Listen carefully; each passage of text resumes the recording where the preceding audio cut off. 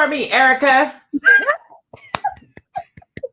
I'm Don't about be to having say, to put my you business telling like that in those front of people, these Erica, people. you telling those people, Erica, because let me tell you what, These people don't need to know my business.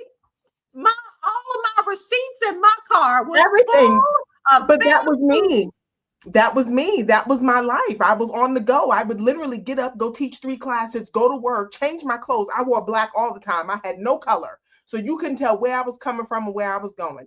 Work all day, get in that car at 5 o'clock, and I was teaching again at 5:30 until 9 o'clock. And then I had clients on the weekends. And I did this for 7 days a week for 15, 20 years. When does it stop? And my car was always a mess.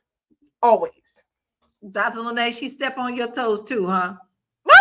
Girl, I'm like, let me go get my car washed today. Oh no, I'm gonna have to go look at it again, right? Listen, we got another video before we dive back into this. So let's check this one out. This is good, y'all. I think we all struggle with this at some point. Forget quiet quitting. According to the Telegraph, the newest trend that you need to know about is polygamous working.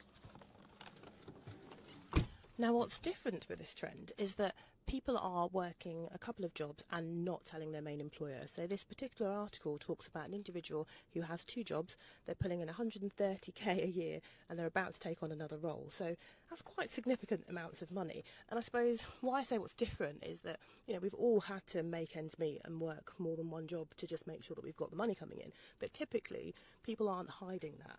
Now, this article talks about how since COVID, people have taken on more roles and how that kind of impacts the world of work. And I suppose from a contractual perspective, if people are doing this, most contracts, well, I say most contracts, when I draft a contract, I make sure there's a clause in there that says, if you want to work somewhere else, that's cool, but let us know, and we need to make sure that you're not working more hours than you should be and that you're looking after yourself, right? So there is a potential contractual issue here, but also, don't get me wrong, I understand that people need to make ends meet.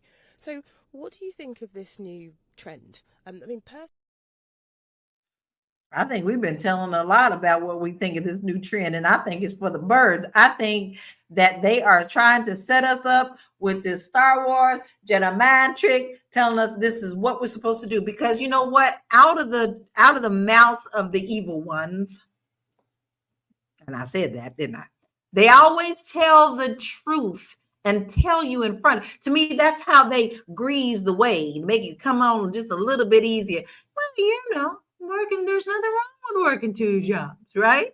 And then all of a sudden, there's nothing wrong with working 2 jobs at the same time. We have got to get out of this robot mentality. But Aisha, do you feel that with this happening, that there's a stigma around having multiple jobs, especially when it's not really a traditional side hustle? Because these kids are working, most of these people are working same time.